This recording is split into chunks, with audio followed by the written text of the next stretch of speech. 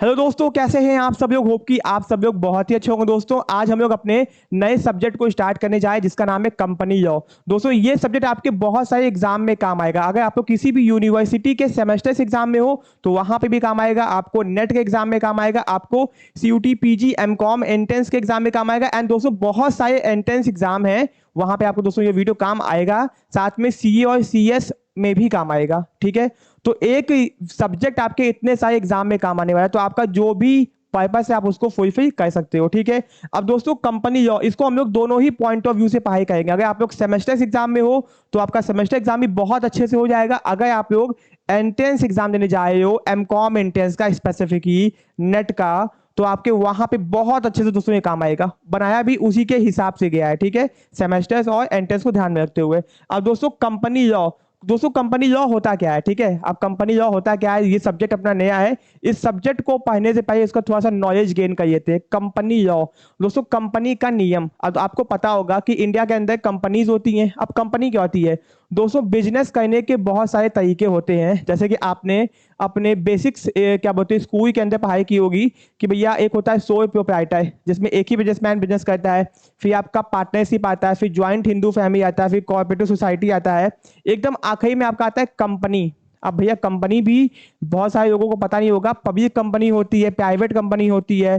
ठीक है, बहुत सारे लोगों को इंडिया में डाउट होता है कि पब्लिक कंपनी क्या होती है, प्राइवेट कंपनी क्या होती है, गवर्नमेंट कंपनी क्या होती है। आज भी बहुत सारे लोगों को लगता है कि पब्लिक कंपनी को ही गवर्नमेंट कंपनी कहा जाता है। ऐसा बिल्कुल भी नहीं है दोस्तों, मैं आपको बता दूं ऐसा बिल्कुल भी नहीं है। तो आपके जितने भी डाउट हैं आज सारे डाउट हम लोग आपके क्लियर कर देंगे। ठीक है, तो दोस्तों बेसिकली इंडिया में जो कंपनीज होती हैं, कंपनी मतलब बिजनेस करने का एक तरीका, प्राइवेट पब्लिक बहुत सारे टाइप्स की होती है, हम लोग पढ़ेंगे। ठीक है, तो कंपनी को चलाने के लिए कुछ नियम कायदे कानून होते हैं, तो उसके लिए बनाया गया कंपनी लॉ। कंपनी का नियम बनाया गया है। ठीक है ना, कंपनी का अधिनियम। ठीक है, अब दोस्तों ये बनाया तो बहुत पहले गया था। ठीक है ना, लेकिन अभी हम सबसे पहले इस सब्जेक्ट में पढ़ेंगे कि कंपनी क्या होती है। कंपनी के बारे में समझ जाएंगे तब तो कंपनी के नियम समझेंगे ना। अपना सब्जेक्ट है कंपनी लॉ।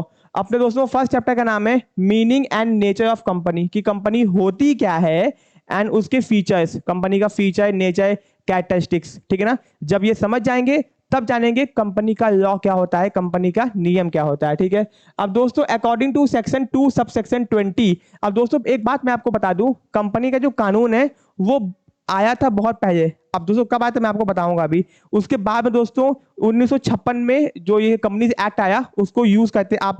कंपनीज एक्ट 1956 बहुत ज्यादा सुनते होगे, फिर सुनते होगे कंपनीज एक्ट 2013। तो 1956 पढ़ना है कि 2013 पढ़ना है दोस्तों, 2013 पढ़ना है। कंपनीज एक्ट 2013 आपको पढ़ना है। अब 1956 क्या है, उसके पहले क्या था दोस्तों, ये जो चीजें हैं वो आपकी हिस्ट्री ऑफ कंपनी लॉ में है, जो कि आपका सेकंड चैप्टर है, वो हम लोग सेकंड चैप्टर में डिस्कस करेंगे। ठीक है, अब दोस्तों according to section 2 sub section 20, बहुत सारे बच्चे कहेंगे सर ये सेक्शन क्या होता है। कानून के अंदर किसी भी चीज को जब लिखते हैं तो वो सेक्शंस में लिखते हैं, सेक्शन 1 सेक्शन 2। जज अगर किसी को सजा दे रहा है कहेगा आपको इस कानून के इस पेज नंबर के लाइन से सजा होती है, तो डाउट हो जाएगा ना, कंफ्यूजन हो जाएगा। अब जज कहेगा कि आपको सेक्शन 2 के हिसाब से सजा होती है, अच्छा सेक्शन 2 इस कानून के हिसाब से, तो वहां किताब खोलेंगे सेक्शन 2 देख लेंगे। तो दोस्तों किसी भी जब कोई कानून बनता है ना तो उसको सेक्शंस में लिखते हैं, 22 सेक्शंस में लिखते हैं। ठीक है, तो सेक्शन 2 के हिसाब से कंपनी की डेफिनेशन, कंपनी की डेफिनेशन क्या होती है दोस्तों, डेफिनेशन जो होती है ना वो कभी भी कंप्लीट नहीं होती है, हमेशा मीनिंग पढ़ना चाहिए, बट डेफिनेशन भी पढ़ते हैं। तो section 2 sub section 20 companies act 2013, ध्यान रखना कंपनीज एक्ट 2013। ठीक है ना, ओके। अब दोस्तों क्या होती है company, company means a company incorporated. अब दोस्तों इनकॉर्पोरेटेड का मतलब होता है रजिस्टर्ड। अगर देखो इनकॉर्पोरेशन करो या फिर इनकॉर्पोरेटेड, कंपनी का मतलब होता है कंपनी इनकॉर्पोरेट हुई है, रजिस्टर्ड हुई है under this act. Under this act का मतलब होता है कंपनीज एक्ट 2013 के अंदर।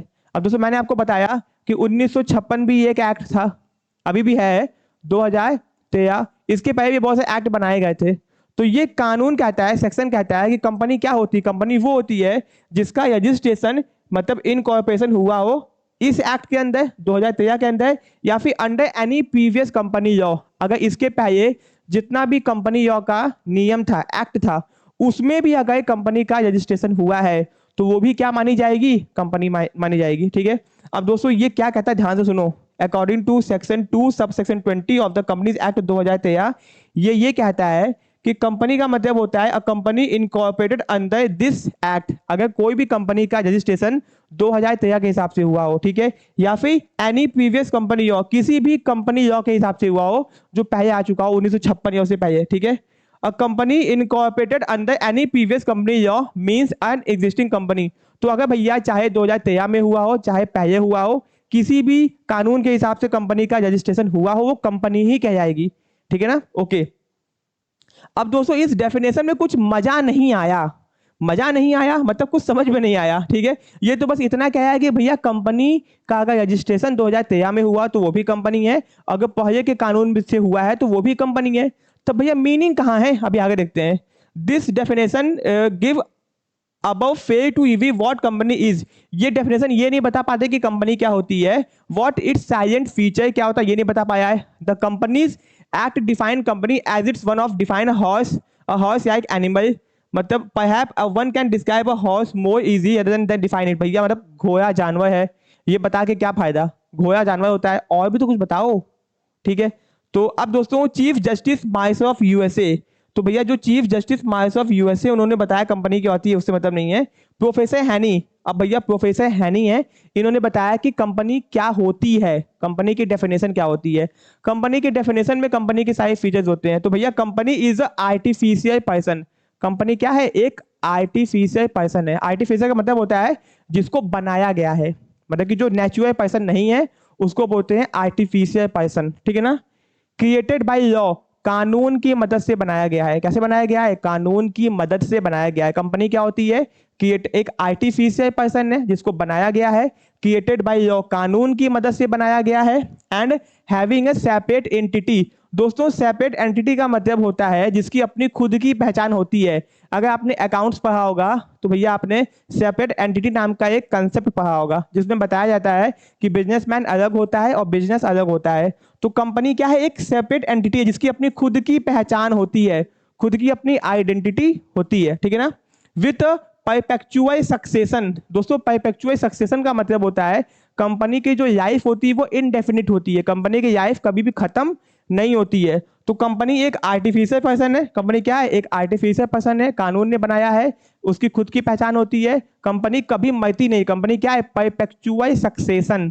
ठीक है ना, एंड कॉमन सी, कॉमन सी का मतलब क्या होता है, कंपनी का अपना खुद का सिग्नेचर साइन या फिर मोहर जो छप्पा मारती है, कोई भी बिल होता है कंपनी का उस पर कंपनी का मोहर लगा होता है। ठीक है ना, अब कहोगे सर कंपनी का डायरेक्टर साइन करता है, भैया डायरेक्टर तो कंपनी को चला रहा है ना, कंपनी का खुद का अपना सिग्नेचर होता है। ठीक है ना, मोहर। ठीक है, जैसे कॉमर्स नेशन है, ठीक है, मेरा एक चैनल है, मेरा ऐप है, मेरे पास कॉमर्स सेशन का खुद का अपना कॉमन सील है, सिग्नेचर है, वो सॉरी मोहर रखा हुआ है, जहां पे मुझे काम होता है वहां मैं लगा देता हूँ ऑफिशियल डॉक्यूमेंट्स पे। ठीक है, तो भैया कंपनी क्या होती है, कंपनी एक आर्टिफिशियल पर्सन है, क्रिएटेड बाय लॉ, कानून के मदद से बनाई गई है, हैविंग सेपरेट एंटिटी, कंपनी की अपनी खुद की पहचान होती है, विथ परपेचुअल सक्सेशन, कंपनी कभी मरती नहीं, उसकी लाइफ इनडेफिनिट होती है, और कॉमन सी, कंपनी का अपना खुद का साइन सिग्नेचर या फिर मोहर होता है।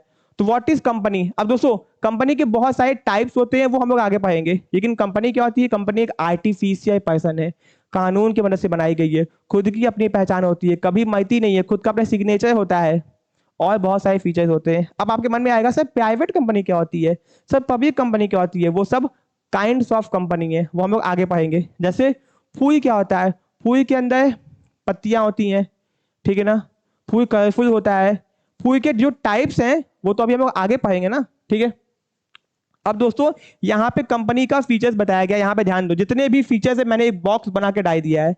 भैया अगर आपको याद करना होगा तो आप यहाँ से याद कर लोगे, अगर आप लोग एंट्रेंस एग्जाम देने जाओगे तो आपसे पूछेगा, या फिर एमसीक्यू एग्जाम दोगे, इनमें से कौन सा फीचर कंपनी का नहीं है, कौन सा है, तो आपको सारे फीचर्स के बारे में पता होना चाहिए, इन्हीं से मिलकर कंपनी बनाई गई है। ठीक है, ओके। तो भैया कंपनी के जितने फीचर्स हैं, पहला कंपनी का फीचर है, अब जो बच्चे सेमेस्टर एग्जाम में है जिनको लिखना है, भैया हमको एग्जाम में लिखना है, कॉपी भरनी है, उनके भी कंटेंट दिया गया है बहुत अच्छे तरीके से। तो पहला कैरेक्टरिस्टिक्स है, कंपनी क्या है, एक इनकॉर्पोरेटेड एसोसिएशन है, इसको लिख सकते हो, इनकॉर्पोरेटेड का मतलब होता है रजिस्टर्ड एसोसिएशन, जिसका रजिस्ट्रेशन करवाना कंपलसरी होता है। कंपनी अनरजिस्टर्ड नहीं होती है। कंपनी का रजिस्ट्रेशन करवाना कंपलसरी होता है। कंपनी चाहे किसी भी टाइप की हो, आपको कंपनी का रजिस्ट्रेशन, तो भैया यहाँ पे मैं इसको मार्क तो कर ही देता हूँ, साथ में मैं यहाँ पे लिख देता हूँ कि कंपनी का रजिस्ट्रेशन करवाना कंपलसरी होता है। ठीक है ना, रजिस्टर्ड एसोसिएशन। इनकॉर्पोरेटेड को रजिस्टर्ड एसोसिएशन बोल सकते हैं। अ कंपनी इज एन इनकॉर्पोरेटेड, ये यहाँ लिखा हुआ है ना, या फिर registered association. It is created bye act of legislature bye registration under the companies act. ये कानून की मदद से, कंपनी के कानून में इसका रजिस्ट्रेशन होता है। ठीक है ना, okay. And unincorporated association can not be called company. अगर कंपनी का रजिस्ट्रेशन नहीं हुआ है तो उसको कंपनी नहीं बोल सकते। And strict legal sense word, ये बहुत कानूनी वर्ड है। Only after company is incorporated, जब कंपनी का इनकॉर्पोरेशन या फिर रजिस्ट्रेशन हो जाएगा तभी वो एक सेपरेट एंटिटी बनेगी। अब दोस्तों, अगर आप सेमेस्टर के एग्जाम में हो तो इतनी बात लिखने की जरूरत नहीं है। आप क्या लिखोगे, company is a incorporated association. Company का रजिस्ट्रेशन करवाना, it is compulsory to get company registered under the company law. तो भैया ये कंपलसरी है कि कंपनी का रजिस्ट्रेशन करवाना होता है, और ये एक इनकॉर्पोरेटेड यानी कि रजिस्टर्ड एसोसिएशन होती है। तो भैया पहला फीचर हो गया क्या, कि कंपनी एक इनकॉर्पोरेटेड यानी कि रजिस्टर्ड, कि कहां पे होगा रजिस्ट्रेशन, कंपनी के कानून के अंदर। ठीक है, ओके। अब दोस्तों दूसरा आता है artificial legal person. Artificial person बोल देता ना, आर्टिफिशियल लीगल मतलब कानूनी पर्सन है, ये आर्टिफिशियल है। कंपनी कोई नेचुरल पर्सन नहीं है, हम लोग को हाथ है, पैर है, दिख रहा है। कंपनी का ऐसा नहीं होता, कंपनी एक नेचुरल पर्सन नहीं है, आर्टिफिशियल पर्सन है। ठीक है, a company is a artificial person as against a natural person.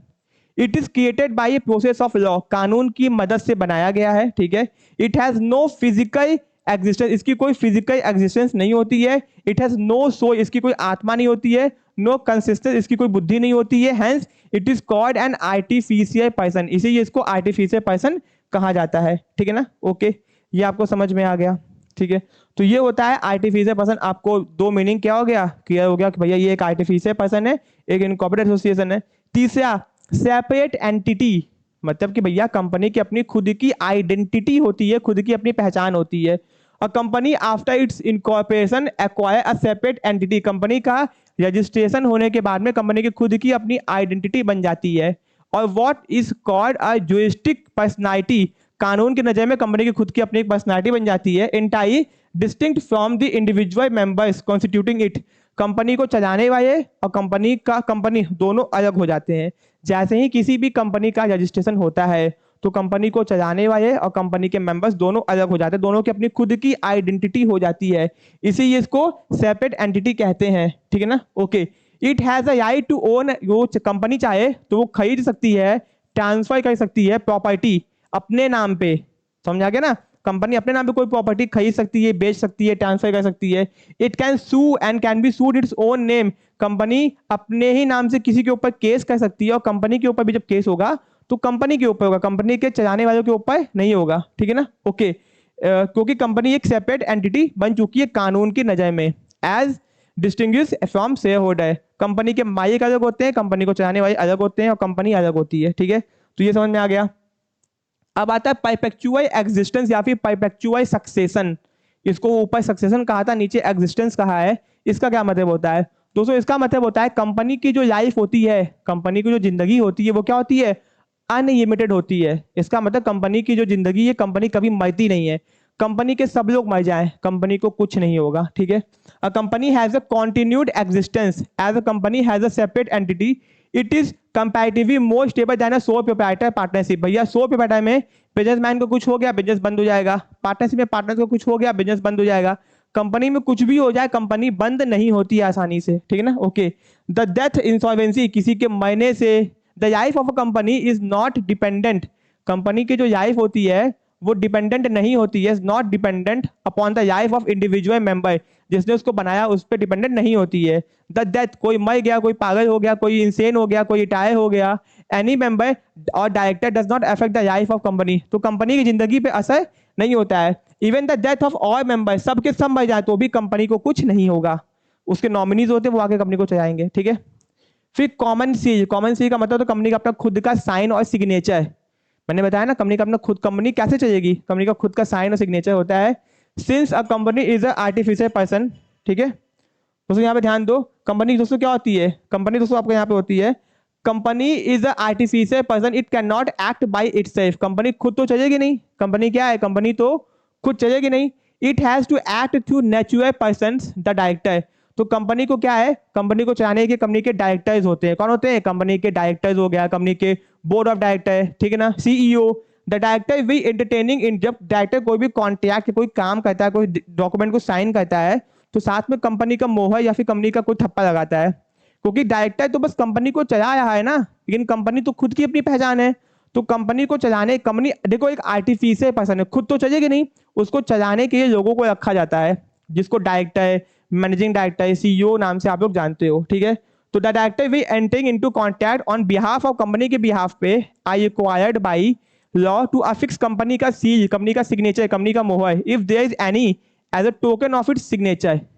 Signature के नाम पे कंपनी का मोहर थप्पा लगाया जाता है किसी भी डॉक्यूमेंट के ऊपर, ठीक है, क्योंकि इससे प्रूफ होता है कि हाँ कंपनी की अपनी खुद की पहचान है। फिर दोस्तों लिमिटेड लायबिलिटी, भैया ये क्या गया, लिमिटेड लायबिलिटी, कंपनी की जो दायित्व होते हैं वो क्या होती है, लिमिटेड होती है। तो the liability of every member of company is limited to pay a face nominal. देखो आपने अगर किसी कंपनी का शेयर खरीदा, 10 रुपए का शेयर है, आपने 8 रुपए दे दिया, तो अब आपको कितना देना है, बस 2 रुपए देना है। कंपनी को नुकसान हो, कंपनी को कुछ भी हो, उससे मतलब नहीं है, आपको केवल 2 रुपए और देना है। मतलब कि जो आपकी लायबिलिटी होती है, आपका दायित्व, वो फिक्स होता है, लिमिटेड होता है, अनलिमिटेड नहीं होता। अगर आपकी लायबिलिटी अनलिमिटेड होती तो जितना भी नुकसान हुआ है आपको उसको भरना पड़ता अपनी पर्सनल प्रॉपर्टी को बेच के। अगर आपने किसी भी कंपनी में इन्वेस्ट किया है पैसा, सपोज 1 लाख किया है, अभी तक आपने केवल 80,000 दिया है, 20,000 नहीं दिया है, कंपनी को कुछ भी होता है, पैसा देने की बात आई तो आपको बस 20,000 और देना होगा, क्योंकि आपकी लायबिलिटी बस 1 लाख रुपए की थी। इसको बोलते हैं लिमिटेड लायबिलिटी, ठीक है। अब आता है अनलिमिटेड लायबिलिटी सेक्शंस, ठीक है। अब दोस्तों ये क्या है, चलो देख लेते हैं। सेक्शन 3 है, if at any time numbers of member of a company is reduce. अगर किसी भी अगर मैं आपको बता दूं, जो पब्लिक कंपनी होती है उसको स्टार्ट करने के मिनिमम 7 लोग चाहिए, प्राइवेट कंपनी के 2 लोग चाहिए। सुन लो, प्राइवेट कंपनी में मिनिमम 2 होते हैं, पब्लिक में मिनिमम 7 होते हैं, ठीक है। तो अगर if any time numbers of member of a company reduce, in case of a public company 7 से कम, in case of private company below 2 से कम, and the company carries on business for more than 6 month. भैया कभी भी गलती हो गई और कंपनी के मेंबर्स कम हो गए, प्राइवेट के 2 से कम हो गए, पब्लिक के 7 से कम हो गए, और कंपनी चाहती है क्या बोलते हैं आपका लगातार, कब तक, क्या बोलते हैं 6 महीने तक, why the numbers of member is reduce, every person who is a member of company during that time is also carry business after those 6 months and is cognizant of the fact that is carrying business with less than 7 member 2 member as the case may be, shall be severely liable for payment of whole debt of a company contracted during that time and may be severely sued therefore। अब दोस्तों ये कहना क्या जाता है, कहना जाता है अगर बाई चांस, भैया कंपनी की ऐसे तो लायबिलिटी होती है लिमिटेड, जितना है उतना ही, बट अनलिमिटेड कब हो जाती है, अगर गलती से कंपनी के मेंबर्स हो जाए कम, पब्लिक में 7 से कम, प्राइवेट में 2 से कम, और कंपनी 6 महीने तक चलती है, उस समय जितने भी लोग कंपनी के मेंबर होंगे उनको ये बात पता होगी, तो जितना भी उधार होगा उस समय उनकी लायबिलिटी हो जाएगी अनलिमिटेड। तो भैया सब उधार उन्हीं को चुकाना होगा, ठीक है, ये हो गया। अब transferability of share, transferability of share का मतलब होता है कि भैया आपने किसी कंपनी में शेयर खरीदा, भैया सब लोग शेयर चैप्टर पढ़ के आयोगे क्लास 12 के अंदर, ठीक है। आपने किसी कंपनी में शेयर खरीदा तो आप उस शेयर को क्या ट्रांसफर मतलब किसी को बेच सकते हो, तो प्राइवेट कंपनी में आप आसानी से ट्रांसफर नहीं कर सकते, मतलब नहीं कर सकते, और पब्लिक कंपनी में आप अपने शेयर को इजीली ट्रांसफर यानी कि किसी और को बेच सकते हो। तो ये हो गया ट्रांसफरेबिलिटी ऑफ शेयर। फिर आता है सेपरेट प्रॉपर्टी, कंपनी अपने नाम पे प्रॉपर्टी खरीद सकती है, बेच सकती है, ठीक है ना, ओके। फिर आता है कैपेसिटी टू सू, कंपनी अपने नाम पे, कंपनी एक सेपरेट एंटिटी है, खुद की पहचान है, कंपनी अपने नाम से केस कर सकती है और उसके ऊपर उसके नाम पे केस हो सकता है। तो दोस्तों ये थे 10 ठो आपके क्या बोलते हैं पॉइंट्स, ठीक है ना, 10 आपके टोटल यहाँ पे फीचर्स थे, यहाँ पे 9, 10 हो गया, एक छूट गया नीचे, कोई बात नहीं, ठीक है, 10 कैपेसिटी टू सू, यहाँ पे 9 है, ठीक है। चलो इसको आप लोग देखे ना, अच्छा कहीं पे नंबरिंग गलत हो गया होगा, ठीक है। तो ये आपके कंपनी के फीचर्स थे, आपको समझ में आ गया होगा। तो दोस्तों अब हम लोग का जो नेक्स्ट टॉपिक है वो है आपका company is not a citizen. Company is not a citizen. दोस्तों ये हम लोग नेक्स्ट पार्ट में पढ़ेंगे एंड दोस्तों नेक्स्ट पार्ट में कंपनी लॉ हम लोग खत्म कर देंगे, ठीक है।